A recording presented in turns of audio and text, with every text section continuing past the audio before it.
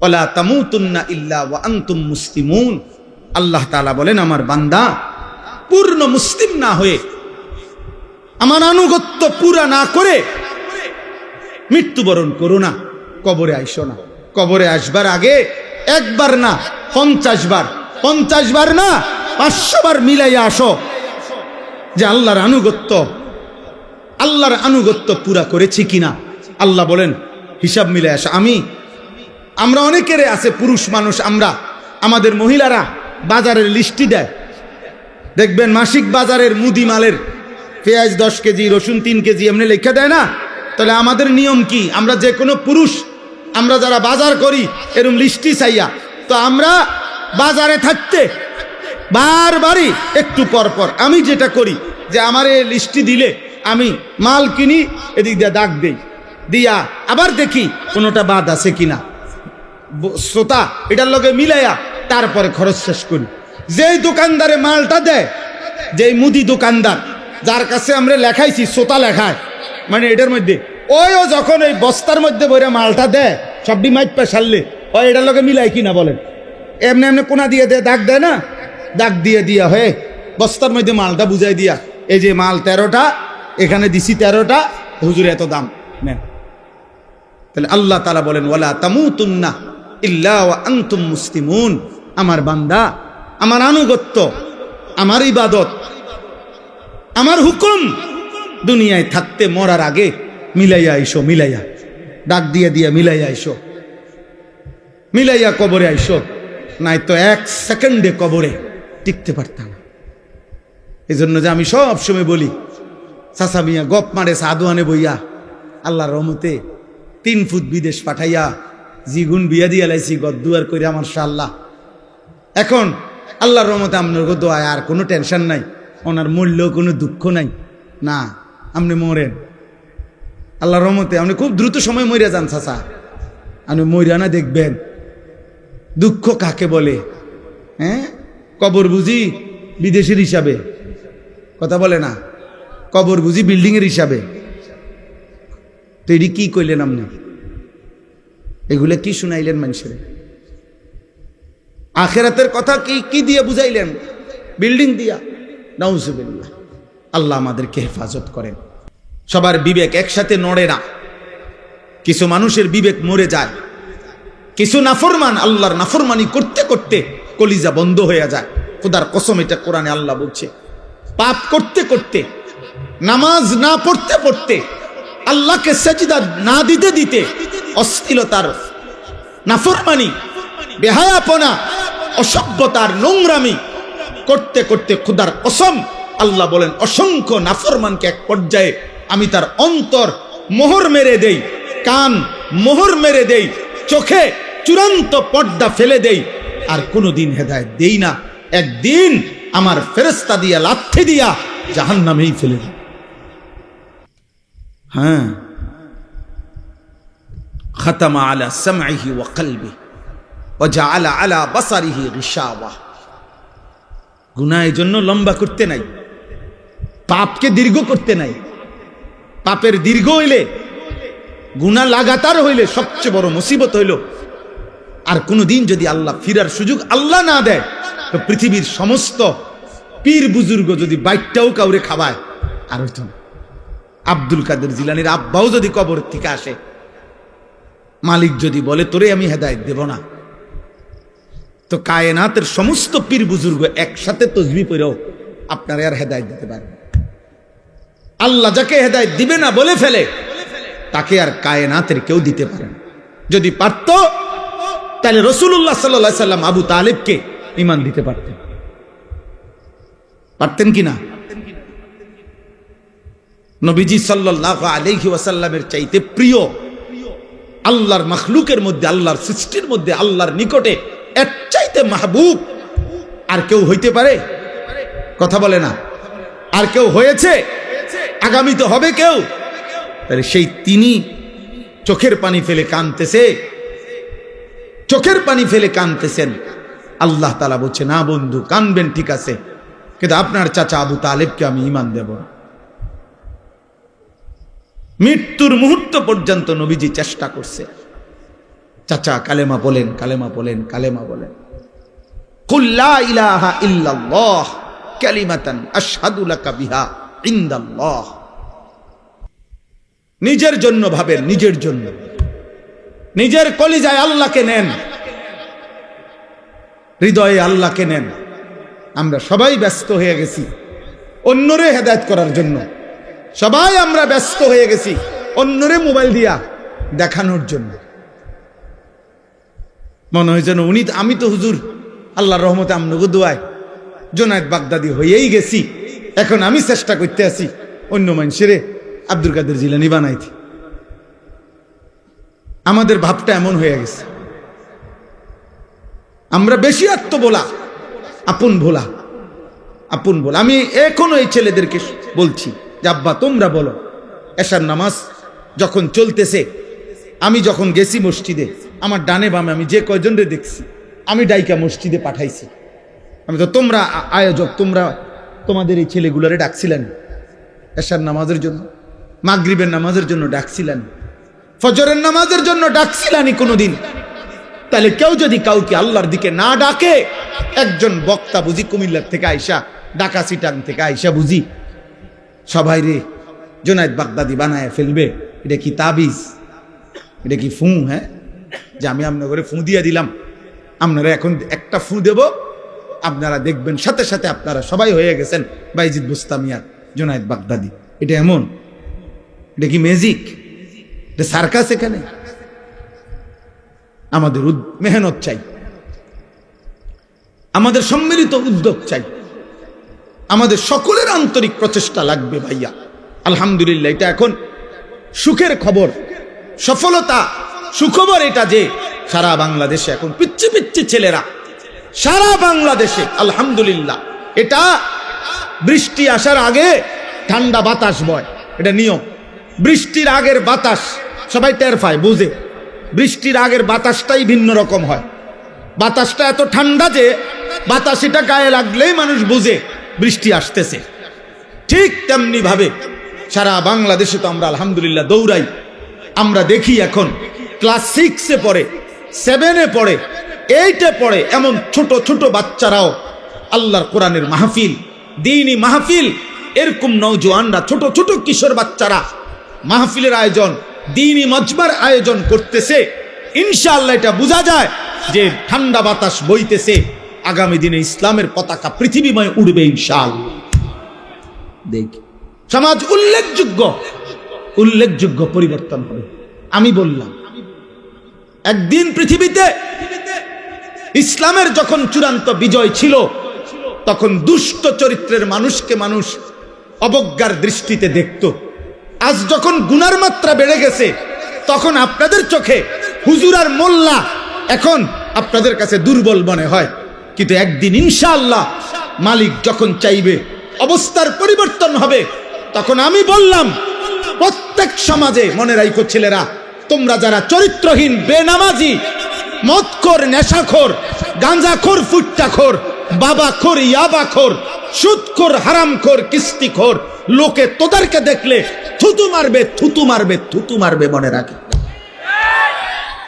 লোকে তোদেরকে দেখলে থু দিবে, থু, থুতু মারবে ইনশাআল্লাহ, মনে রাখিস আব্বা। আমি বললাম, বলবে ওই দেখ হারামখোর, বলবে ওই দেখ সুদখোর, বলবে ওই দেখ ফুট্টাখোর, বাবাখোর, দেখ। এইভাবে ইশারা দিয়ে দেখাবে। ইনশাআল্লাহ পরিবর্তন স্পষ্ট বুঝাই যাচ্ছে, স্পষ্ট বুঝে। এখানেও এসে এরা দেখলো, একসাথে হয়েছে যারা, সব ছোট ছোট ছেলে, মাশাআল্লাহ, ছোট ছোট ছেলে ফিকির করছে, মাহফিলের আয়োজন করছে।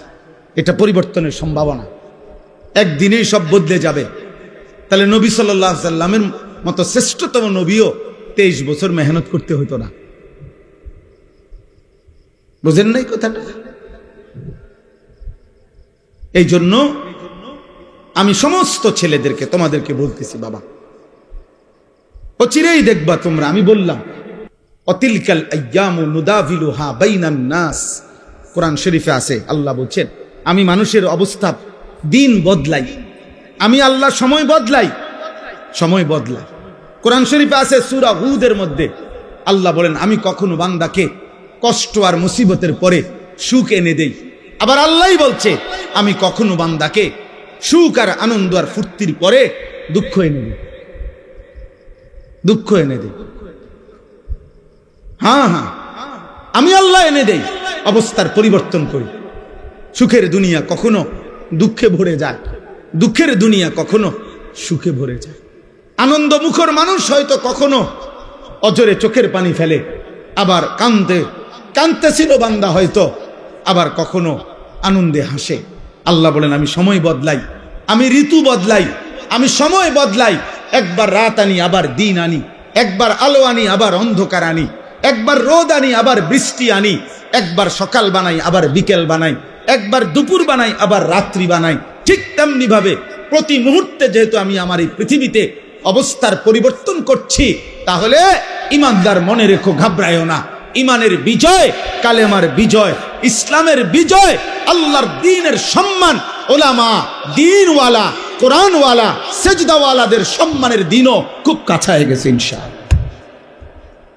তোমরা গুনাহ ছাড়ো, অসভ্যতার সীমা ছাড়ায় যাচ্ছ তোমরা।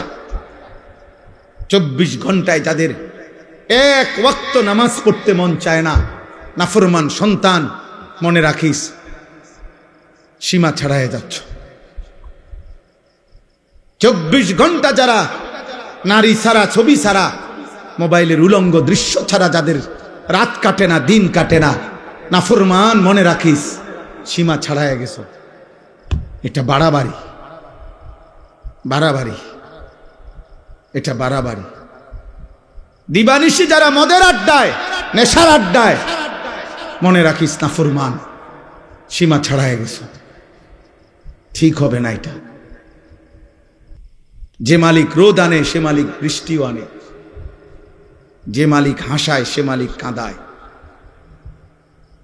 সুখ যে মালিক দেয় দুঃখ সেই মালিকই দেয়, জীবন যে মালিক দেয় মৃত্যু সেই মালিকই দেয়, সুস্থতা যিনি দেয় অসুস্থতা তিনিই দেয়, হায়াত যিনি দেয় মৌত তিনিই দেয়।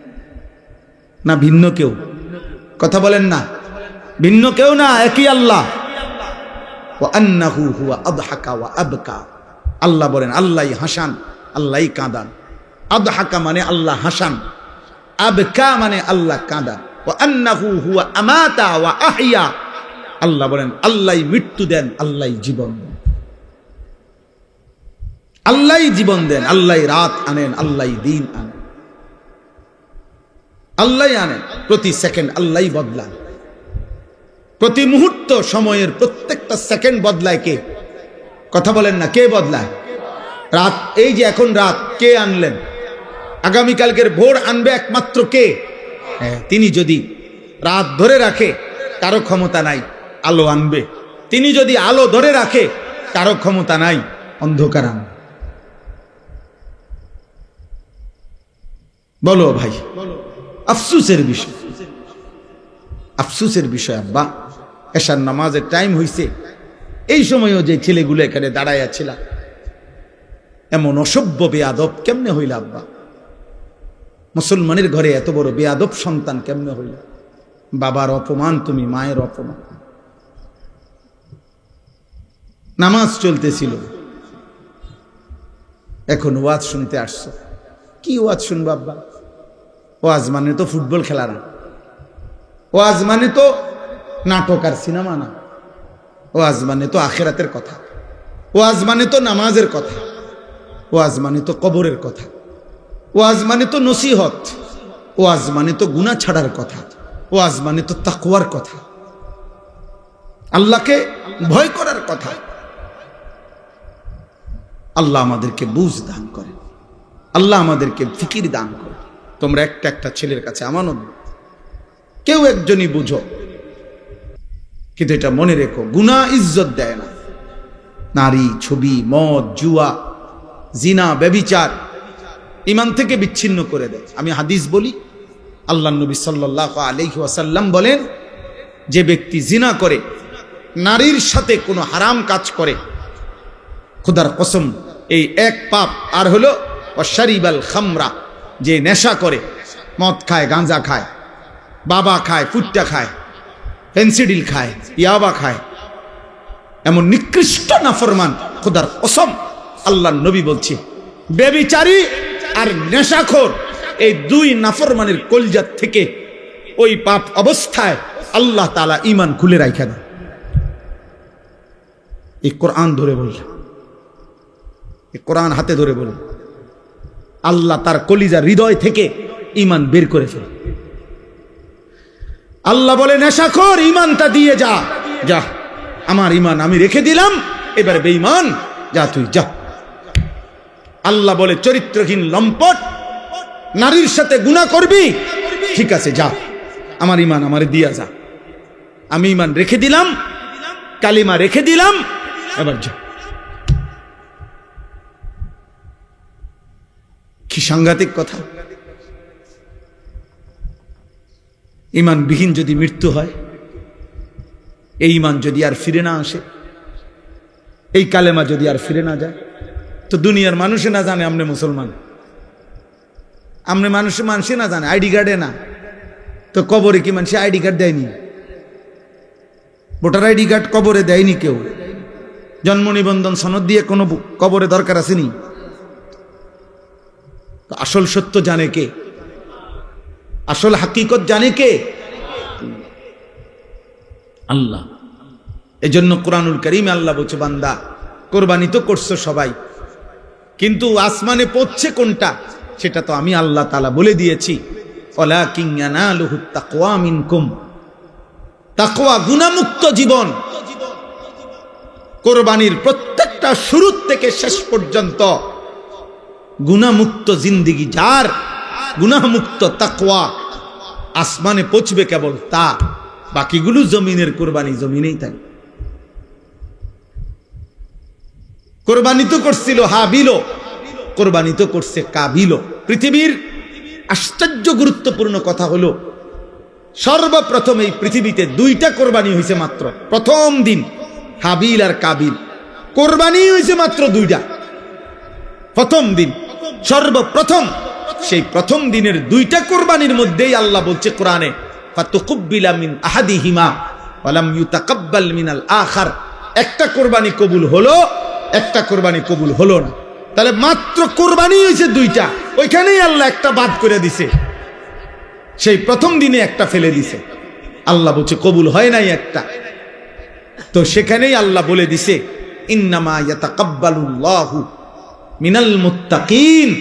শোনো বান্দা, কিয়ামত পর্যন্ত কেউ কোরবানি কবুল হবে তার তাকওয়া থাকবে। যা কোরবানি কবুল হবে কার বলেন? বলেন না সবাই, বলেন কার? তাকওয়া থাকবে। তাকওয়া মানে গুনাহমুক্ত জীবন। তাকওয়া মানে কি বলেন?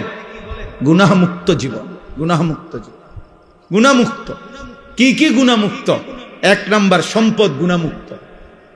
এজন্য সুদখোরের টাকায় কোরবানি হয় না, ঘুষখোরের টাকায় কোরবানি হয় না, কিস্তিখোরের টাকায় কোরবানি হয় না, প্রতিদিন বাজারে ব্যবসা করে যে ওজনে কম দেয় এই হারামখোরের টাকায় কোরবানি হয় না, মানুষকে নিয়মিত যে ঠকায়, প্রতিনিয়ত প্রতারণা করে, অবৈধ উপার্জন করে, হারাম রোজগার করে, এই হারামখোরের এই টাকায় কোরবানি আদায় হয়।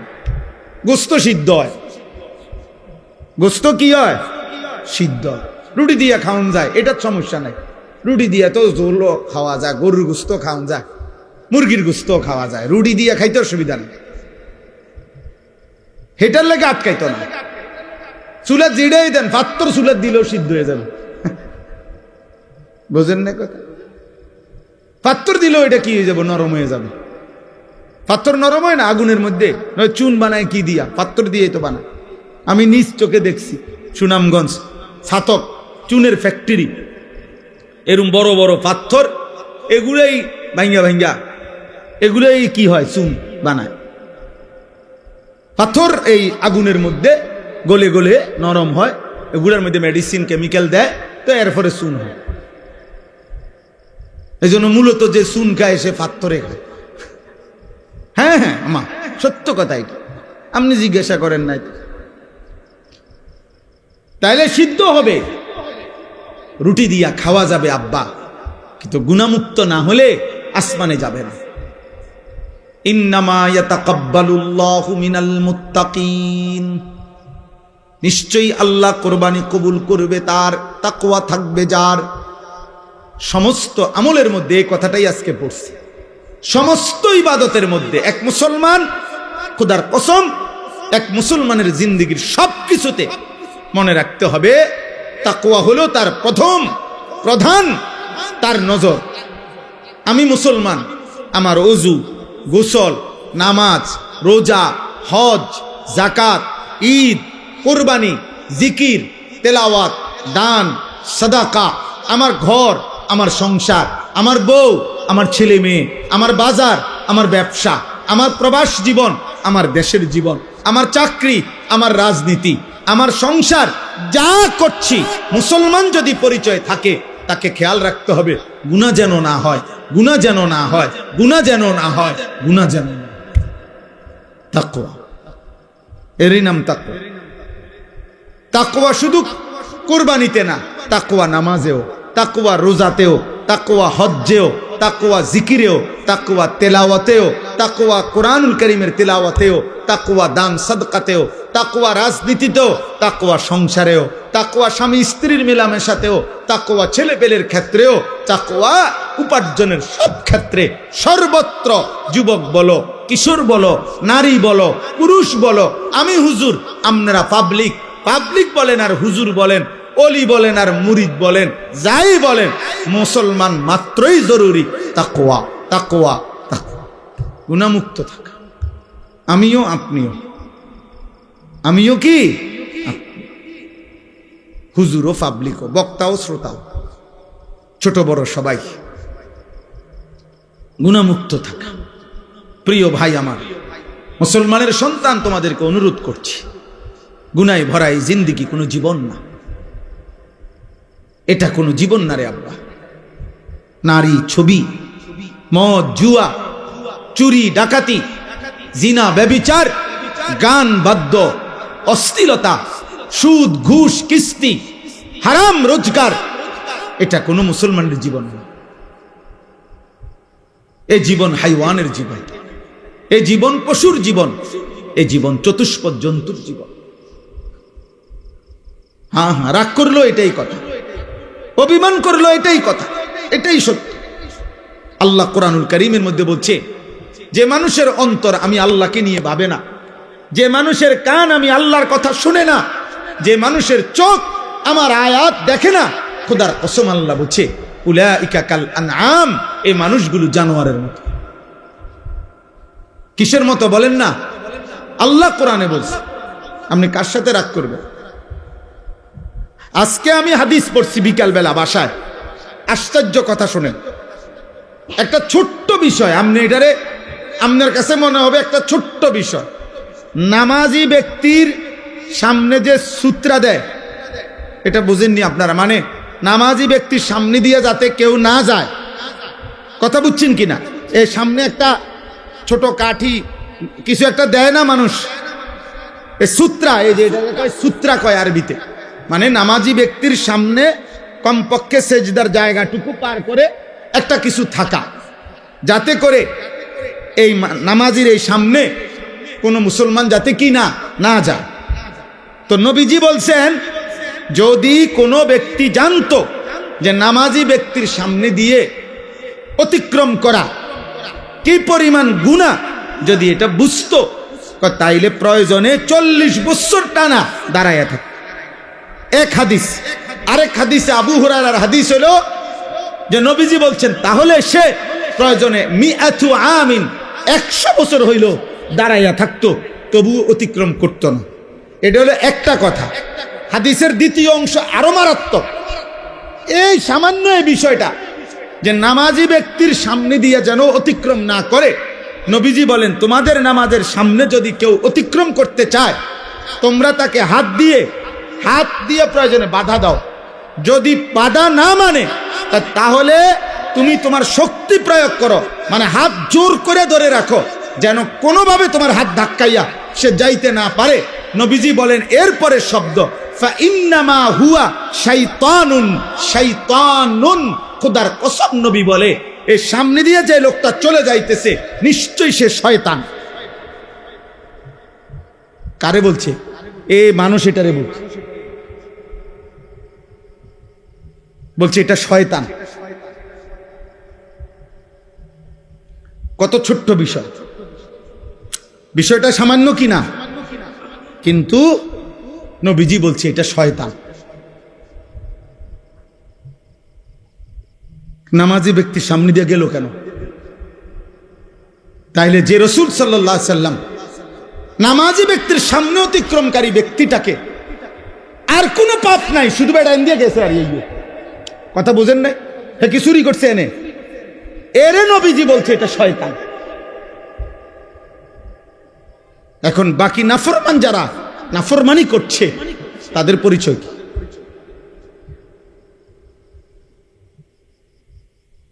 তাদের পরিচয় কি?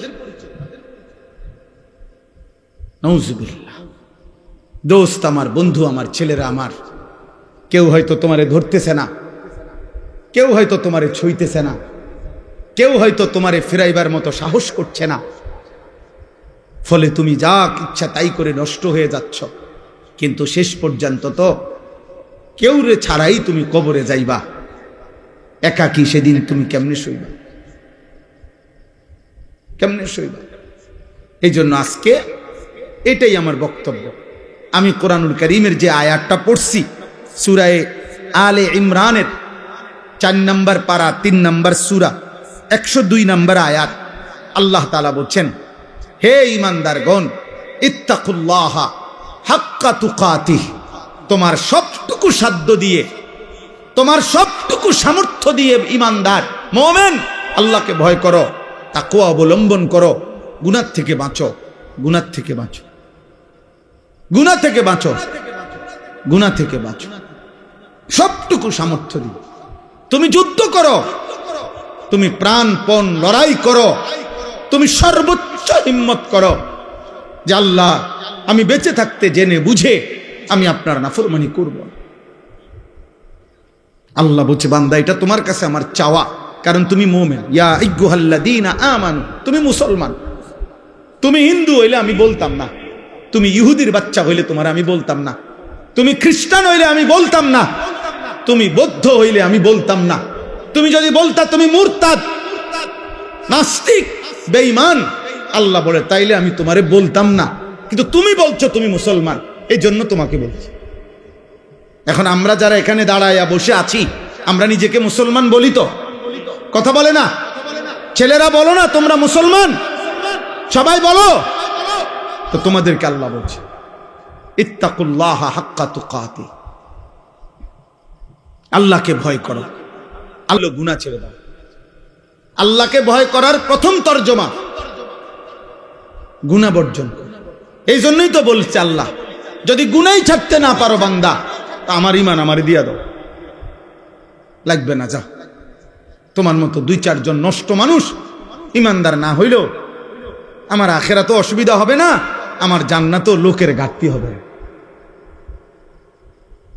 এই জন্য নবীজি বলছে যে মদখোরের কলিজার থেকে, নেশাখোরের কলিজার থেকে আল্লাহ ঈমান রাইখা দেয়, যে দিয়া যা।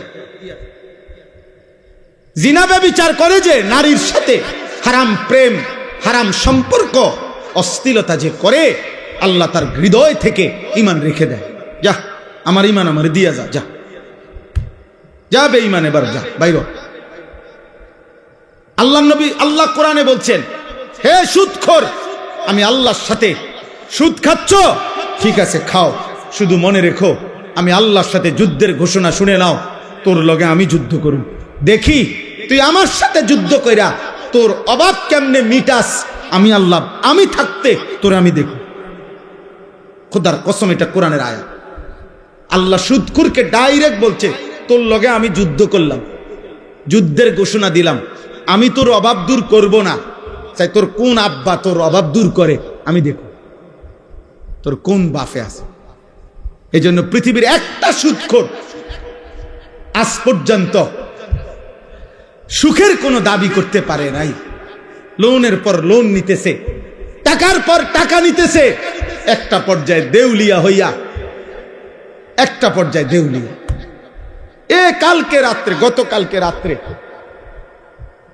আহা, একজনের কথা আমারে বলতেছে, একজন শুনাইছে, দোয়া চাইছে যে হুজুর লোন নিতে নিতে, সুদ নিতে নিতে 400 কোটি টাকা নিছে, নিয়ে একসাথে